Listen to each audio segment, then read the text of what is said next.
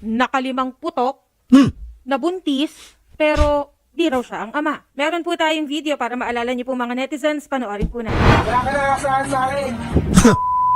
Yan ako man, di akin yan. Mag-DNA mo kung gusto mo. Simula po nung nabuntis niya po ako, nawala na po siyang bigla eh. Alam naman po niya may asawa ako, sir. Nabuntis mo siya. Ay, hindi ko po sigurado, sir. Ang sabi mo sa akin, Sinungaling mo, nakailang putok ka sa akin, nakailang putok ka kay Salvador Pascual.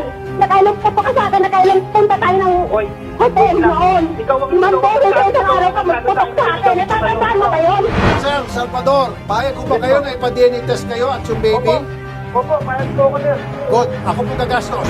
Pag lumitaw na si Salvador nga talaga ang tatay, de habulin natin siya kahit saan tayo makarating para siya maobliga na suportahan yung baby from day one. However, pag lumitaw na hindi po siya tatay, tablado.